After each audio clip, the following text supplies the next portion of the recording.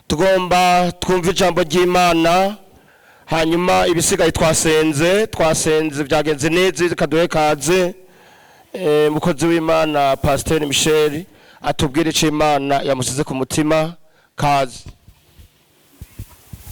Eka mazi y'ubugingo anembemwo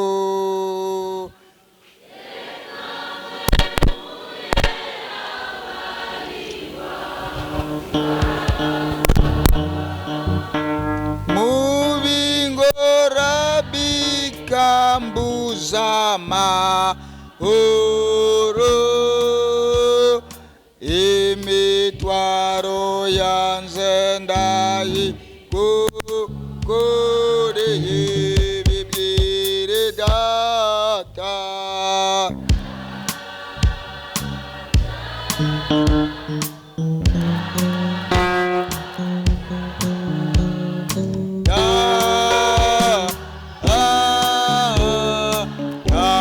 bibwire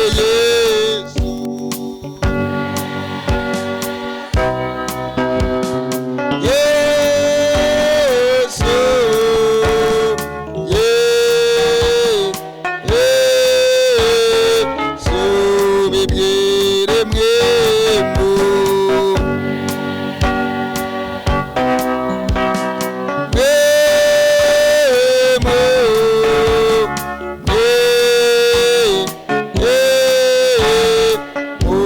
bibwire data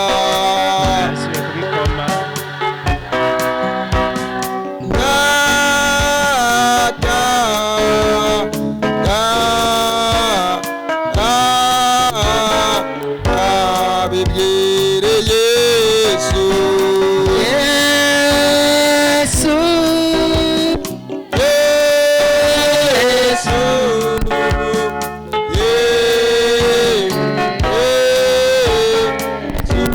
bibwire mwembu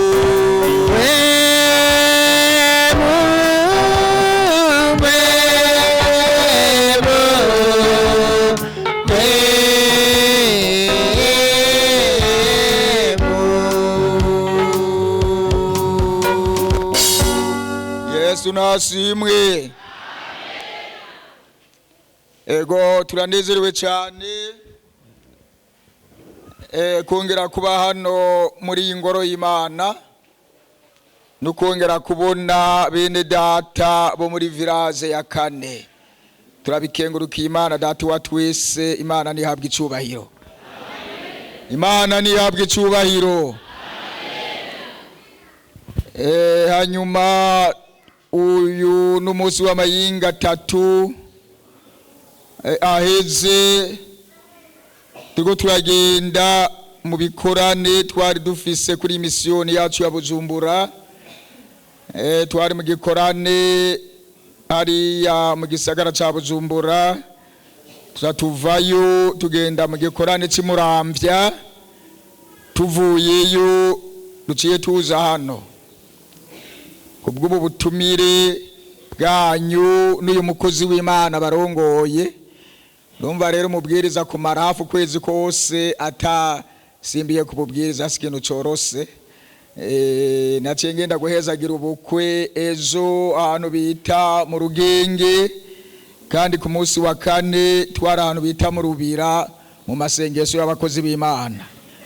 Abo rero nibo twabonanye cyane, baca barantuma intaso muzakire mu izina rya Yesu. N'umukenyezi wanze yarantumye intaso muzakire mu izina rya Yesu. Izina ryanze naryo mwaryumvise, nitwa Nyabenda, ndi umwana agira 9. Nyabenda Miseri niryo zina ry'iwanze. Umukenyezi wanze nawe yitwa Minani Florida. Twasanze Nyabenda na Minani baca bagira gute? Barubakana.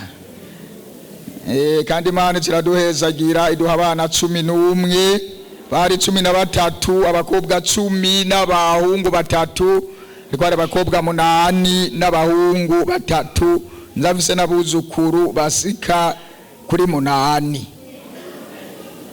Amen.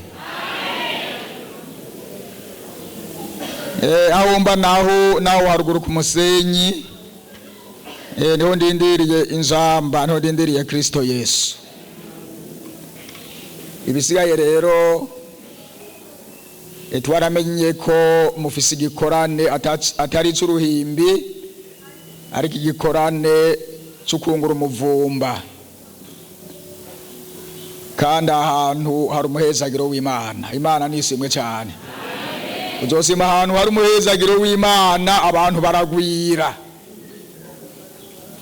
ariko utahari abantu babandanya bahondobera bayonga bagenda. Ariko iyo abantu bagwira, uko Imana ikorera mu biharuro bibiri, ikorera mu biharuro bita kugwiza hamwe no guteranya. Satani akoresha gukuramwo hamwe no kugabura. None abantu bakuramwo inda bazibira, aba bari mu biharuro bya Satani, satanike. Bantu mutari mu gitaramo cyezo, twari tuzi igitaramo ngaha cyarangiye isaha 8 z'ijoro. Twarigishijwe n'abigeme babiri. Muze hayaze narateragiye imigere, ndabura ahantu noca mu bibambazi. Baratubwiye ukuntu Satani yamaze kuroga abantu bagenda bararozwe, bagenda n'uburozi bwabinziye, kandi twasanze ari byo. Muna abantu bagenda muri Egiputa bakaza kunywa amazi y'ugo ruzi, kandi bari barayasezeye. N'abanyoye uruzi rwo muri Asuri, abantu ajyana usari bwahabone, narazi ubusinge bwese. Abantu baza banywa ibintu,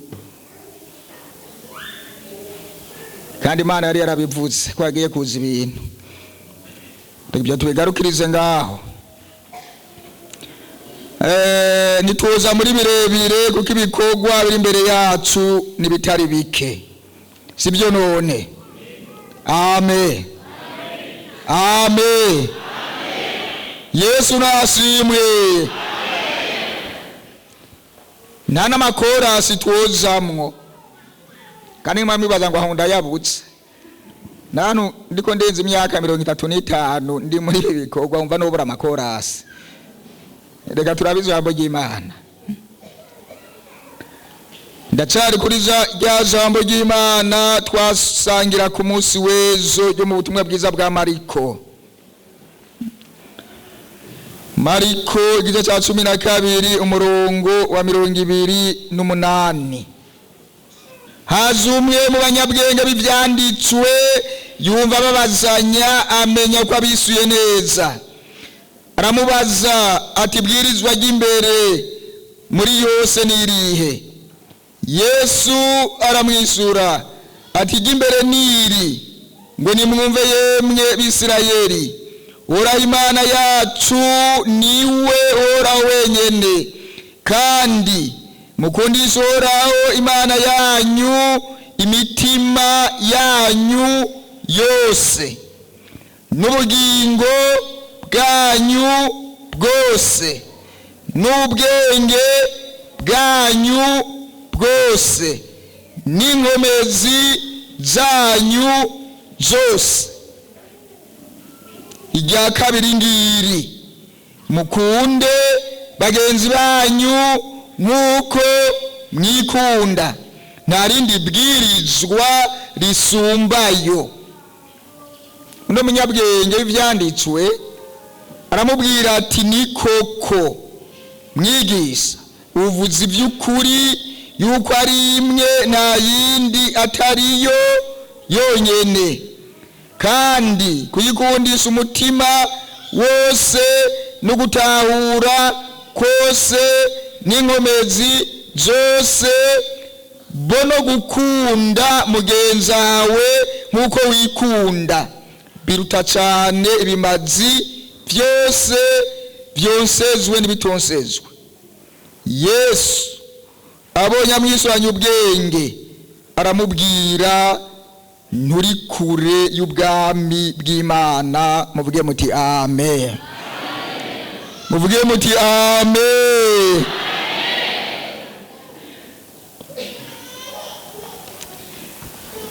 ndagomba muri iyi minsi kongera kugarukana urukundo rw'umuntu cyangwa ruri hagati y'umuntu n'Imana. Abantu muri veka mbega muracakunda Imana n'imitima yanyu yose n'ubugingo bwanyu bwose n'ubwenge bwanyu bwose n'inkomezi zanyu zose. Mugabo Yesu bakego n'abantu urukundo bakundana n'Imana rwaheze. Nagomba rero ndakubwire, Imana uyigira umugenzi wawe, uyikunde, mukundane nayo. Niwakundana n'Imana ukayikundisha umutima wawe wose, ukayikundisha ubwenge bwawe bwose, ukayikundisha inkomezi zawe zose n'ubugingo bwawe bwose, aho rero Imana muzoca mugendana kandi muzoca mukundana. Ikindi Imana igomba niwakunda mugenzawe nk'uko wikunda. Ayo mabwirizwa abiri nivyagezwe n'amajambo y'abavugishwa n'Imana niyo vyenenako. Mbega hamurakundana? Nogere ndababaze abantu bo muri veka, abo muri vesenge n'ababazize baranyisuye. Reka baze mwebwe murakundana? Bwiwo mwicaranye ati wowe uri mugenza hanze. Mubwira ati wowe uri mugenza hanze. Mubwira dutegerezwa kunkunda nkuko wikunda. Subirama, dutegerezwa kunkunda nkuko wikunda.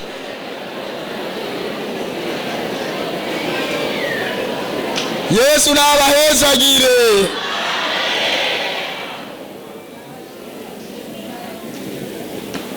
Ani abuze umuntu yowe yabivuza muravya ati mama we ibintu sibyo.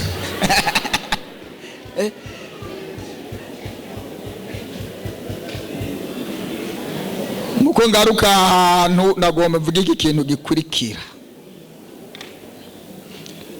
Burya twarakizizwe kandi nivyo, kandi ibyaha bitari bike tuza twaramaze kubinesa ibitari bike. Mugabo muri iyi myaka, muri bino bihe, ikintu kigoye abantu babakizwa bo muri kino gihe ni ukubura urukundo. Ugasanga abantu barankana,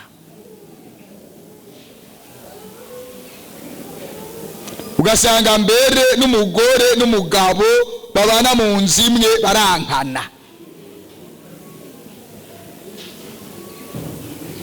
batagisengera hamwe.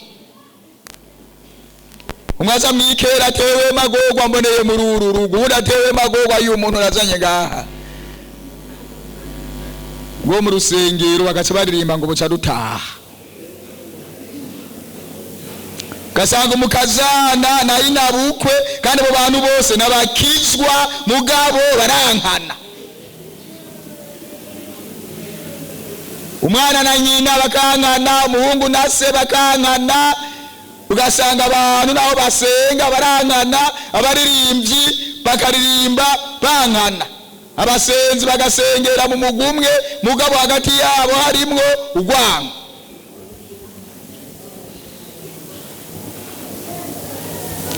None umuntu yankana murazi so biri muvugako.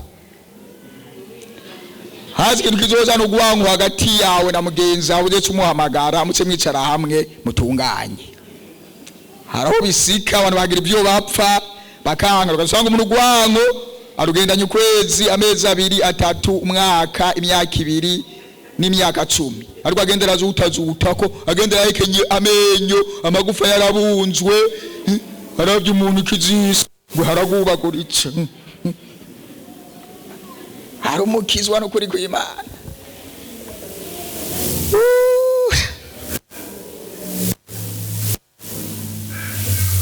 umuntu yankanagire ndamukure ku nzira, ndamukure ku nzira mwumve. Yakaze ndamukura ku nzira ni Bibiliya. Bibiliya igira imusezere natemera kwikuramo ubwo gwanko ngo agwihane aruhebe basa uyo karamubanyirango. Soma icende ca mbere ca Yohana 3 umurongo wa 13. Shanigarukira kwa rya jambo hariya nase kwa kantu nogenda nakavuze.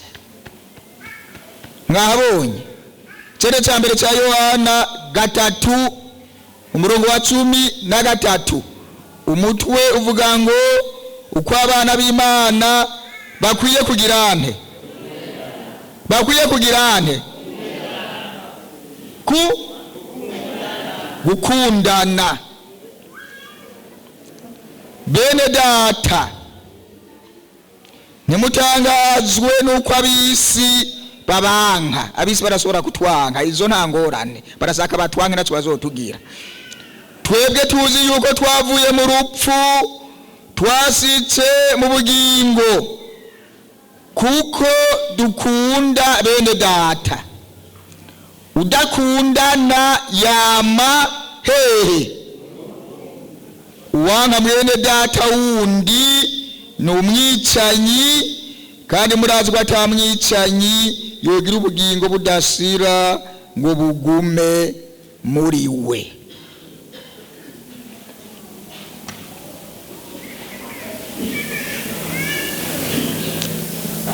None ibi ni Nyabenda yavyanditse.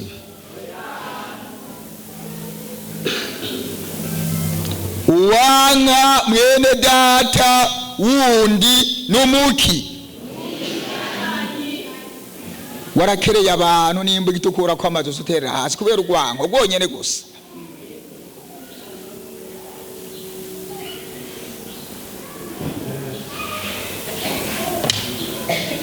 Umwicanyi, nta mwicanyi yogira ubugingo budasira ngo bugume muri we. Nibiba ubwo gwanko nizogenda uruteranye intambwe ngo uraduga utuza kugwigisha bari hariya mw'ijoro. Ntibogukundira kuzayo none uze kurubibayo usubira uteranya abantu, uze gusakurizayo, uze kujyanisha abana b'Imana. Rero dukwiye kugira gute? Gukundana. Ndabipfuriza mwese gukundana mu izina rya Yesu. Amen. Mbariza uwo mwitsanya ati mbega urankunda?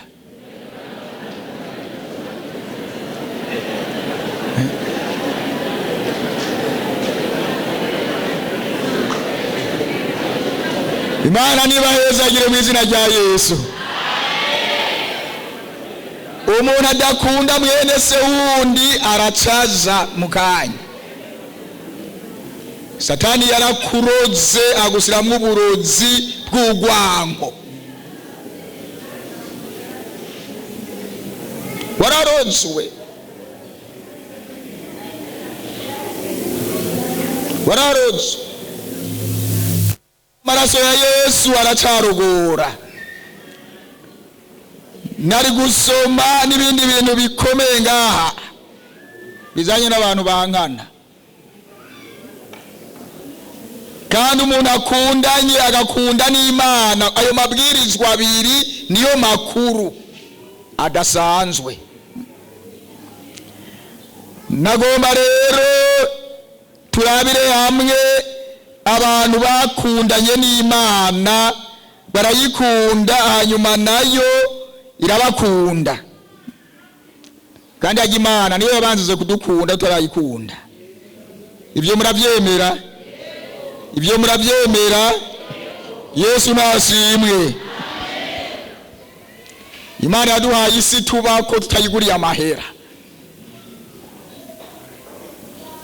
ururuntu rwose rugize amakontina gize isi yose Imana irarusi hato iki abantu atagenda mwibere ko murime mujye kwivyo kujya mwubake kwa maetaze mwubake kwa mazu nta rumwe nsavye n'ikingorongoro c'amahera 50 uraje ukuntu abantu bako barayigurisa veni silveni imiliyoni amajana 7 mpereza Imana yayiguriye angahe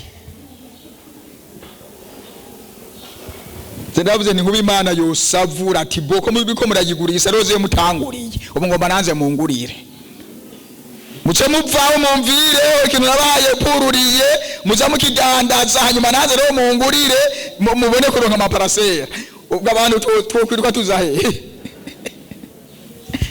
Imana n'urukundo Yesu nasemwe ibintu byose ni Imana yabigabye reka turabe ijambo ry'Imana igitabo cya mbere cy'Abami 3 ku murongo wa 3 cya mbere cy'Abami 3 ku murongo wa 3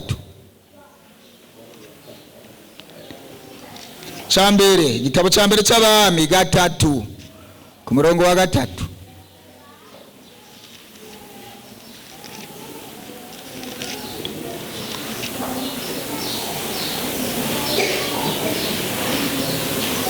mwabonye umutwe w'iri jambo uvuga ngo Salomo asaba Imana ubwenge ku murongo wa 3 kandi Salomo yakunda Uhoraho akagendera mu mabwirizwa ya se Dawidi mugabo yatangira ibimazi ku mpinga z'imisozi akahonsereza imibavu bukeye umwami Salomo aza i Gibeyoni gutangira ibimazi kuko ariho hari hakuru ku zindi mpinga z'imisozi nuko yonsereza ku gicaniro cyaho ibimazi bingahe ibimazi 1000 kandi Salomo akiri Gibeyoni Uhoraho amwiyerekera mu nzozi mw'ijoro nuko Imana iramubarira ati nsaba icyo ugomba ndakiguhe icyo kintu cyari kiryose yemwe nk'ubu nk'aho Imana yotubwira ati mwese mwaze ngaha gusenga mu nsabe icyo mugomba ndakibahe aho twosaba ibintu bimwe tewe no cyamana gasaba vewiti cyangwa amapuruderi nk'8 aha twosaba n'akanyaka kazinga nsaba icyo ugomba cyose ndakiguhe Salomo acarisura atubagiriye neza cyane data umusabyi wawe Dawidi kuko yagendeye imbere yawe mu by'ukuri no mu by'ukugororoka agutunganiye mu mutima wiwe kandi ukaba waramugereye kuzomugirira neza cyane nk'uku ukamuha umwana wo kumusubirira ku ngoma nk'uko biri uyu munsi none Uhoraho Mana yanze jewe umusabyi wawe wanyimice mu gisingo cya data Dawidi naho nkiri umwana muto gusa sinzi iyo biza niyo biva kandi jewe umusabyi wawe ndi hagati mu bantu bawe watoranize ihanga rihambaye ritoharurika canke ngo rimenyekane ubwisi bwaryo none rero je umusabyi wawe nume umutima w'ubwenge nsobore gucira abantu bawe imanza menye gutandukanya ikibi n'iciza none ninde yoshobora gucira imanza irihanga ryawe rihambaye ubwenge bwo guca imanza nibwo yasabye. Mbega bya wirirwa uraca imanza ucira imanza abantu uraruha canke nturuha?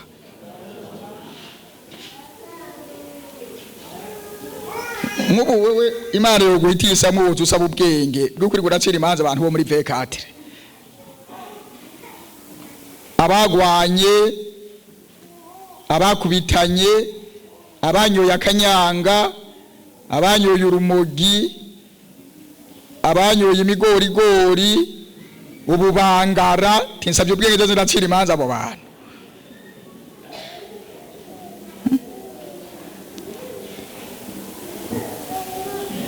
Nivyo Salomo yasabye. Mugabo ku murongo w'icumi ingoma zo binezereza Uhoraho yuko Salomo asabye ibyo. Teka ronda bitange.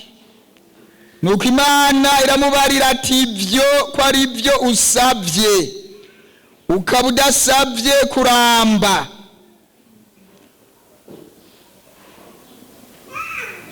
Canke ngusabe ubutunzi, canke ngusabe kwa abansi bawe bapfa, ariko ukaba wisabiye ubwenge bwo guca imanza neza. Nuko nkugiriye nk'uko usabye, nguhaye umutima w'ubwenge wo gutahura atawe muhwanye mu bakwitangiye imbere canke mu bazoguherukira. Kandi nguhaye n'icyo utansabye, nguhaye ubutunzi n'icubahiro bitume ata mwami n'umwe azohwana nawe igihe cyose ukiriho. 14 Kandi niwagendera mu nzira zanze ukitondera amabwirizwa yanze n'ibyagezwe byanze nk'uko so Dawidi yagenzeze, nzoguha kugirane, nzoguha kuramba. Umuntu atifuza kuramba namanike ukuboko.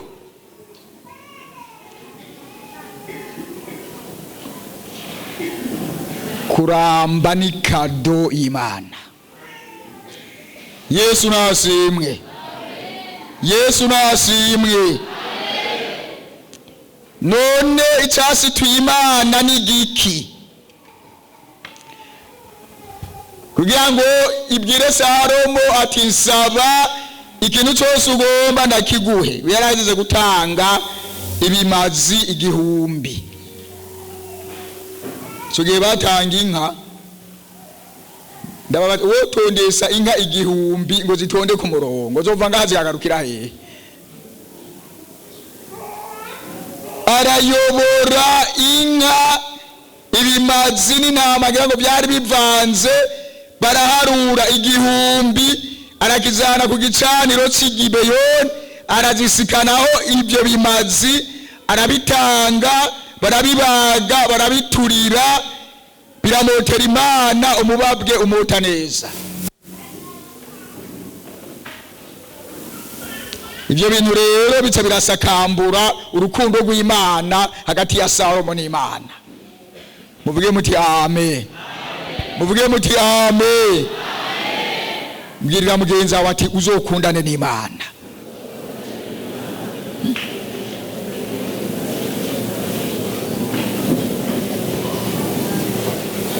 Salomo ngo agende kuryama mu nzozi, azoba Imana ubwira ati Salomo saba ikintu cyose ugomba ndakiguhe. Iyo wakundanye n'Imana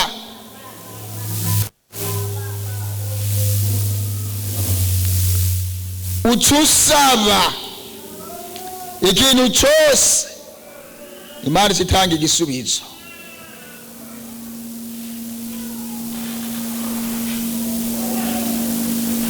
Salomo atasaba Imana ubwenge bwo guca imanza. Yari umurongozi w'Abisirayeli bose, kuryari ihanga rihambaye ririmo abanyabwenge, abantu bize, abantu badasanzwe, abantu kandi harimo n'abantu bagoye, abantu bazirika mu bintu by'imanza. Imana ikimuha ubwenge, kiravuga ati reka ndakongere n'ubutunzi atamuntu muzowana, mbere reka ndakongere n'icubahiro, mbere reka ndakongere niwagenda neza no kuramba uzoramba. Iyo umuntu akundanye n'Imana aragira ubwenge, Imana iramutungisha no kuramba uzoramba. Kandi naca abantu bazokugira, ndaguhumurize n'uhumure uzoramba. Imana niguhezagire cyane. Imisi yose Imana yakwandikiye ntawe uzokurako n'isaha imwe yo kubaho kwawe.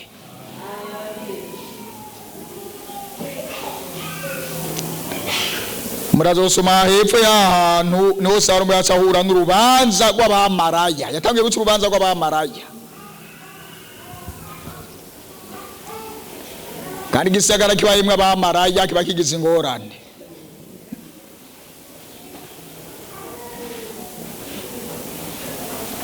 Abamaraya ngo baravyaye ari babiri, ata wundi muntu n'umwe abibonye canke amenye n'izo nzoya zabo. Umwe ngo araruryama ko rurapfa, ahengera maraya mugenzi we yasinze, yafata ikiziga yaryamye kagesera mu gikiriza ca maraya, atora umwana wa maraya akomeye acamuzana mu gikiriza ciwe. Bavyutse konsa abana batangura kubaraba. Nasanze abantu b'abadamu n'abanyabwenge akivyara umwana azatangura kumusuzuma, akaraba amano, akaraba utuzara two ku maboko, akamuraba izuru, akamugaragura hose. Kuri uwo muzi umwe aramumenye umwana we kugira ngo mumwibe ntiwo kwihenda.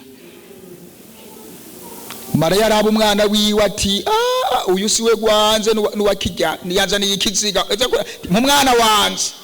Induru zicazira komera, bazagera ku mwami Salomo, ukiziga kiri ngaho ukomeye ari ngaho.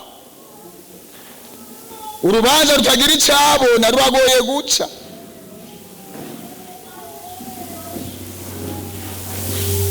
Umwati wapfuye ni rwawe, ukomeye ni gwanze. Undi wapfuye ni wewe, ukomeye ni gwanze. Umwe agati ikiziga kuri uyu, undi akagita kuri uyu, bakagwanira ku ukomeye. Iyo Salomo atabari yasavye Imana ubwenge, urubanza ni rwari koroha. Barabitegereza ati none we kuvuga yuko wapfuye ari uwuyu, ukomeye ari gwawe. Unabakavuga ati wewe uwapfuye ni gwawe, ukomeye ni gwanze. None ko uyu mwana mwese umwe avuga ngo ni gundi ni gwiwe, none ni wandi? Ti ntangorane, reka ndaruca. Abwira umusoda ati nzanira inkota ngaho yibugi bubiri nyaruca. Aravuga ati rero ngire ndamubagaburire. Fata ukuguru ndafata ukundi, musatwemo ibipande bibiri, atutumbereze neza n'agahanga umenemo kubiri, umumuha igipande undi umuha ikindi, bave mu maso. Wari yamuryamye ko timuzehe ucira urubanza neza, katamwo kubiri tumubure twemi. Nyina watoye Abrahamu uyu mwana n'umwice, mumuwe tumeze ndamubona. Salomo ati stop, uyu mwana ntapfe, ndamenye nyina wiwe n'uyu w'ikibabagwe. Wawe udatwara ca kiziga.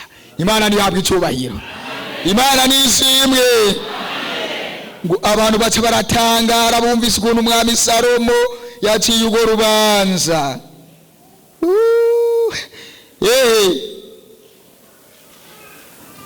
Iyo byavuye kuki? Salomo yakoreye Imana arayitangira. Imana nayitira mu kadona ubwenge yari yayisabye. Itira mu kadona itunga ibyo ntagiye yari yasabye. Itira mu kadona icubahiro ico naco yari yasabye. Itira mu kadona no kuramba. Byose biri mu maboko y'Imana.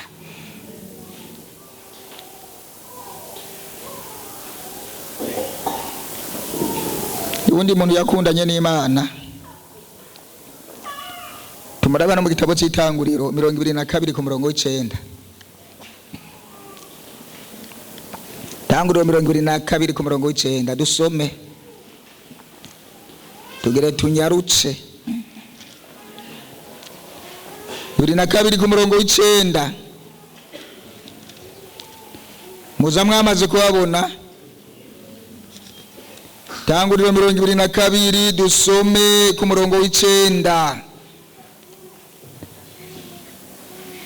Umutwe w'ijambo uvuga ngo Imana igeza Aburahamu. Umurongo w'icenda basikana Imana yamubariye. Aburahamu awubaka igicaniro akinyuranya ko zankwi. Aboha Isaka umwana wiwe amurambika kuri ico gicaniro hejuru y'inkwi. Aburahamu atuma ukuboko yabira yambugita ngo akerere umwana wiwe. Maze umumarayika w'Uhoraho amuhamagara ari mw'ijuru, atewe Aburahamu, Aburahamu. Ayitaba ati sabwe. Aramubarira ati ntukoze ukuboko kuri uwo muhungu, ntugire ico umugira, kuko noneho menye ko wubaha Imana, kuko utanyimye umwana wawe kandi ari kinege. Maze Aburahamu yunamuye amaso areraguza inyuma yiwe, ahabona imfizi y'intama ifaswe mu mahembe mu gisaka c'inzitane. Aburahamu aragenda afata ino ntama ayitanga kw'ikimazi co koswa mu gisingo c'umwana wiwe. Aburahamu yitaho hantu Yehova yire, kuko bavugana bugingo n'ubu ni ku musozi w'Uhoraho niho bironkeka. Maze umumarayika w'Uhoraho ari mw'ijuru arongera ahamagara Aburahamu ati ndirahiye niko ragize, kuko zivyo ntunyime umwana wawe kandi ari kinege, eka mbere no kuguha umugisha nzowuguha, kandi no kukugwiza nzogwiza uruvyaro rwawe rungane n'inyenyeri zo kw'ijuru, canke nk'umusenyi wo mw'isesero ry'ikiyaga, kandi ruzokwegukira amarembo y'abasi bagwo. Muvuge muti amen. Muvuge muti amen. Aburahamu yakundanye n'Imana, abo umukunzi wayo, agendana nayo, arayikorera mu bintu byose. Nta kintu Imana yamusaba ngo acime Imana. Ngo ntiyari yaravyaye mugabo aza kuvyara umwana w'umuhungu yitwa Isaka amaze gukura cyane, ageze mu zabukuru. Iyo musore amaze kuba umusore mwiza w'umuyabaga, Imana ati zengere ndamugeze, ngirengeze Aburahamu ndabe, ngire ndamusaba ujya mwana we w'ikinege w'umuhungu amutange kw'ikimazi c'ukonswa, ndabe ko amutanga, nca nemera ko ankunda. Ndababaza ikibazo, ico gipimo cari corose? Cari corose? Arayumva ati Aburahamu ati sabwe wahora utanga inka, intama, ibimazi uyu munsi, ngomba ko ikimazi uzagutanga ari uyo muhungu wawe Isaka, kandi umujana ku musozi Moriya umutangire. Kimazi mu kugitanga baragikerera bakagisira ku bagaturira kikaka, Imana ikamutera umubabwe w'ico kintu ikakiryoherwa. Ti uyu munsi ngomba kumutera umubabwe w'umwana wawe Isaka, mujane ha Mana yo mw'ijuru. Mbega ingorane murazumva? Murumva ingorane ya mbere aho yari guhagarara. Ubwa mbere yabanza kubibwira umugore ati ngomeze gutanga uyu mwana kw'ikimazi bamuturire. Abibwiye umugore byari kugenda gute? Umugore wo muyegembanira umwana wiwe ugiye kumuturira, we mugakiranya muticanye. kubaza niwo wateye igise we baragufase uratura kamo warariwe n'ibise ahuza kumuturira tanga ibi yoba tanga ibi umwana. Aburahamu ntiyabibwiye umugore arahora. Aburahamu ntiyabibwiye abakozi biwe arahora. Aburahamu ntiyabibwiye Isaka ko yabimubwira yari kwiruka gakoza mu birenge tiwasatse uza kunturira nkande. Ibanga giwe wenyene bamujana bageze ahantu arabona Moriya yirabwira bamuherekeza ati mwebwe guma ngaha cyo n'umwana wanze Isaka turagiye gutanga ikimazi. Isaka yikoreye inkora bazase ati none ikimazi kirihe? Aburahamu ati we ngo tugende Imana iraza kumenya aho kipfa. Mugabo muri Aburahamu aza ati kimazi n'uyu nyene kubera yakunda Imana. Umuntu akunda Imana naco yokwima Imana. Yesu nasimwe. Yesu nasimwe. Yesu nasimwe.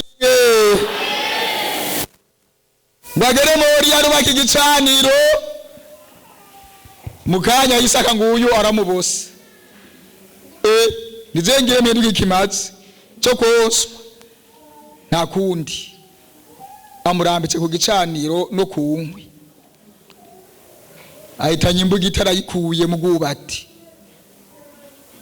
agira sireko mumarayika w'Imana ati Aburahamu Aburahamu Aburahamu gezaho nabonye ntagira ico giriyo muhungu ndabonye kunyubaha atari iby'amanyanga.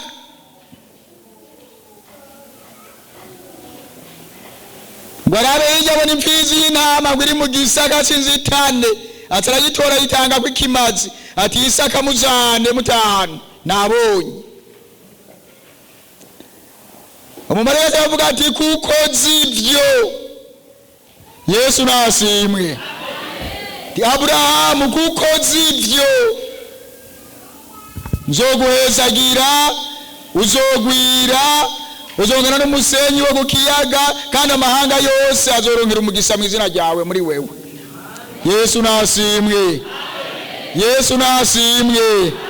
Urukundo rwa Aburahamu yakunda Imana, Imana rurayinyiganza kuko zivyo.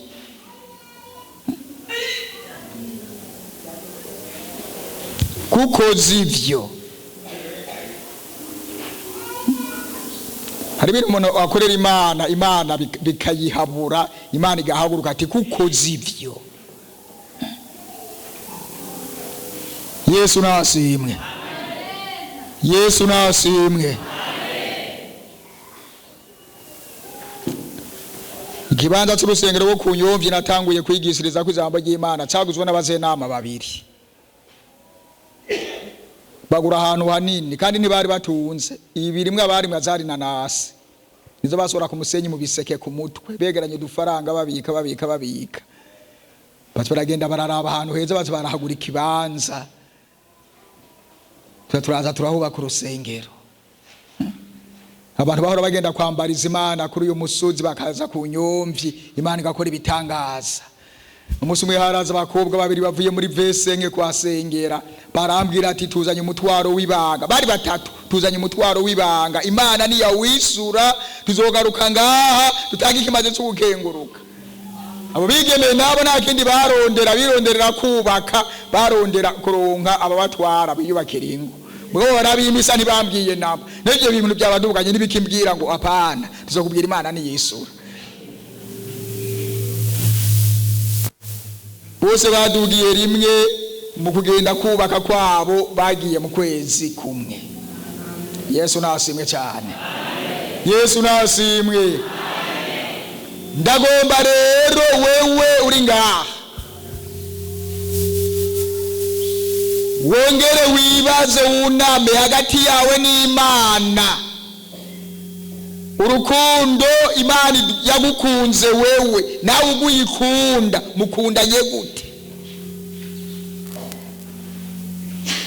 Mbarizo uwo mwicaranye ati mbega mukundanye n'Imana gute? Mumbariza ati mbega mukundanye n'Imana gute?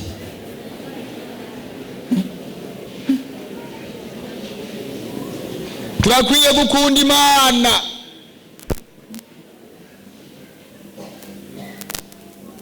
Imusa abantu urukundo bakunda Imana rwaraheze, abandi rwaragabanutse, hasigaye turanguzwa. Karugikunda Imana waratanga ikigira 10 ni wakijya mugabo ubu cya 10 cy'Imana abantu barahekenya cyose.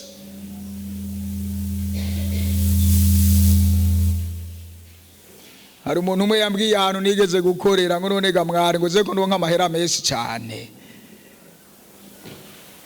ngo burya ngo umuntu yatangamo ikigira 10 yose, ngo nk'imiliyoni 10 nazirose nkazana umuriyoni ngo mukandika ngo ayo mahera ko arenze ga mwari, ngo wozana ngo nk'ibihumbi ngo nka 6 ngo ntemwo bitora.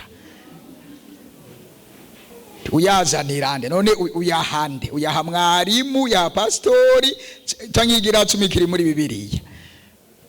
Ngo yango zewe ngo mutazotora ngo make ngo yeme ngo zewe ngo ntumumbaze kweri. Mugabo ntiyamenya ko kugira ngo aduge Imana niyituma umuntu agira gute? Atunga, kandi gatuma agira gute? Akena. Gutunga subuhinga nikiganza cy'Imana, n'inzira Imana yugururira umuntu bikaca biza. Daza abantu bari batunze bagira mu modoka ateye ubwoba, basozereye bambaye impuzu zisoneseze inyuzi z'ubuguniragunira. Urashobora kwiruka ngo uburonke, Imana itavyemeye umuntu akabukatira imbere agasubira inyuma.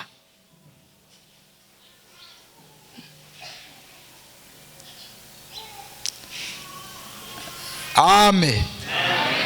Amen. Mugabo Imana umuntu yamuduza hakubandanya ngo ayikorere, ahubwo agacanyegeza.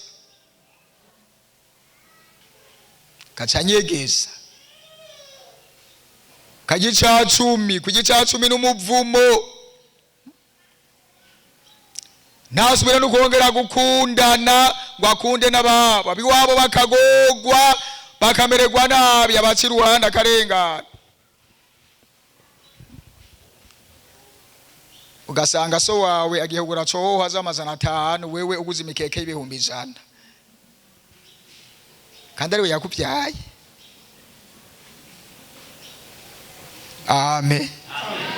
Amen.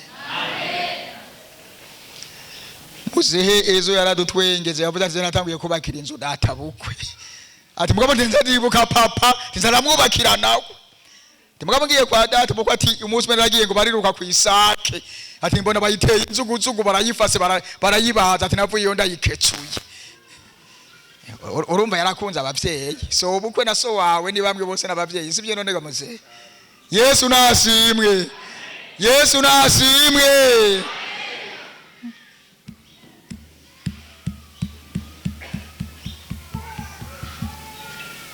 Tunami imbere y'Imana kandi aturarangiza.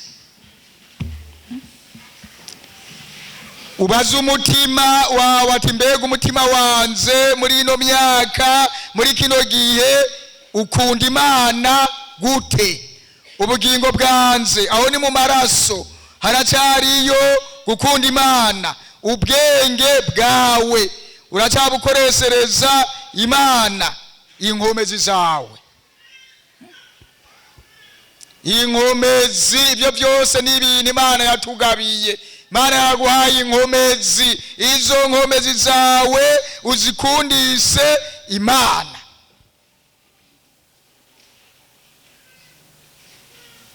Hari abandi bajyamye mu bitaro, hari abamaguru amanitse, harimo abarimo amaserumu, harimo abo yacitse kubera amasanganya, ariko twebwe inkomezi zose ziracakwiye.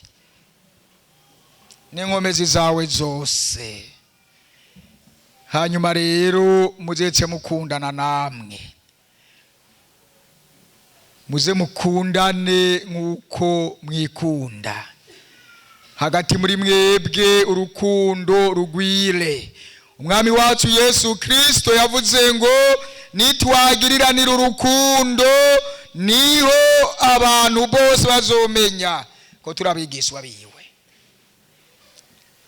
ne amajambo y'Imana mwese muyumvise Imana nibahezagire.